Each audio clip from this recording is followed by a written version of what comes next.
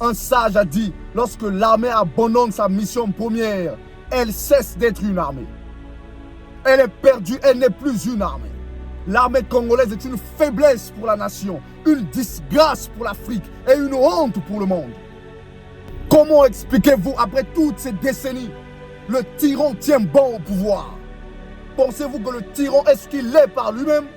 Pensez-vous que le tyran assure ses propres arrières? Non, monsieur. L'armée est corrompue. L'armée congolaise est la plus grande honte de la nation. Et certains disent que le peuple doit se soulever.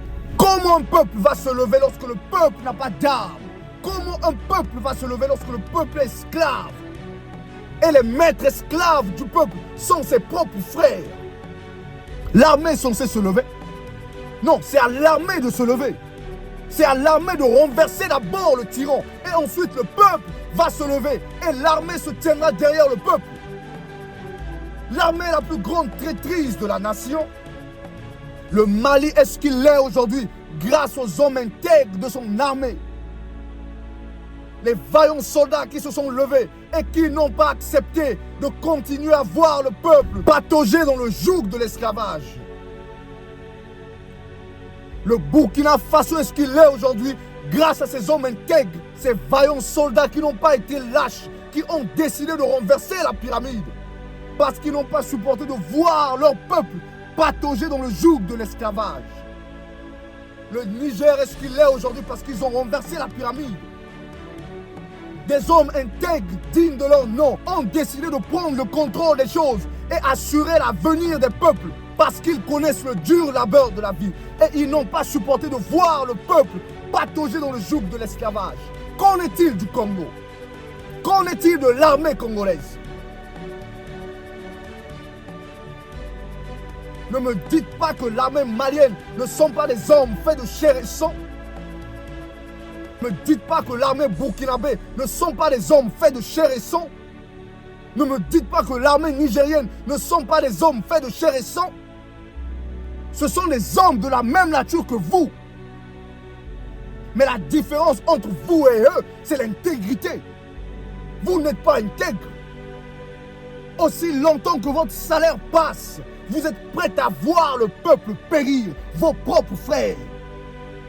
L'armée congolaise sans dignité, sans honneur, sacrifiant son avenir et l'avenir de ses frères et l'avenir des enfants de leurs enfants au profit d'un gain. Un gain proposé par le tyran.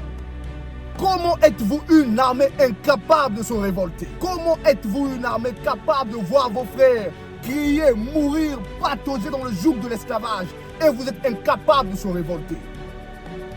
Comment n'êtes-vous pas capable d'assumer la révolte? Voilà pourquoi vous, l'armée congolaise, écoutez ceci.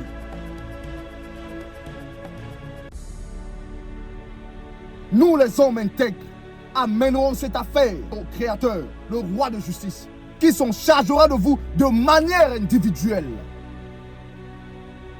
Non pas de manière collective, mais de manière individuelle. Et lorsque le malheur s'abattra sur chacun d'entre vous de manière individuelle, là et seulement là, le même peuple que vous voyez et abandonné, être opprimé aujourd'hui, ne s'apitoyera pas sur votre sort. Et là et seulement là, vous comprendrez pourquoi il est dit l'esclave qui n'est pas capable d'assumer sa révolte ne mérite pas que l'on s'apitoie sur son sort. Nos dévanciers nous ont bien appris une chose.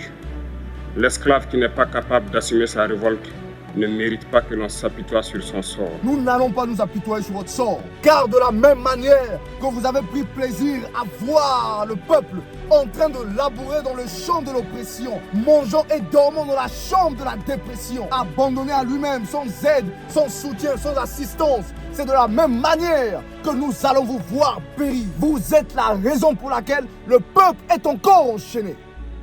N'avez-vous pas vu ce qui s'est passé en Amérique? Lorsque la vipère a voulu causer le désordre, plusieurs États commençaient à conscientiser leur armée et commençaient à les préparer, disant « Vous n'allez pas vous soumettre au gouvernement fédéral aussi longtemps qu'il commence à ôter la vie de ses propres enfants. » Les généraux de chaque corps ont analysé la situation et ont réalisé que cette fois-ci, il ne s'agit plus du gouvernement fédéral, il s'agit des nôtres. Et cela commençait à devenir sérieux, pouvant entraîner une guerre civile. Mais les gouverneurs de tous les États victimes ont pu trouver la solution et ont décidé de s'unir pour affronter la bête. C'est de la sorte que les choses sont censées être. L'armée congolaise, quel genre d'armée congolaise êtes-vous? L'armée congolaise est le fruit de son maître qui est le produit du colon. Le maître de l'armée congolaise, qui est le tyran, a formaté la philosophie de l'armée congolaise et l'a programmée à la manière du colon. Que l'armée congolaise aujourd'hui a en elle une semence négative plantée dans le socle de son âme, générant une philosophie qui ne diffère pas de celle du véritable nègre. Où sont les hommes braves de la nation?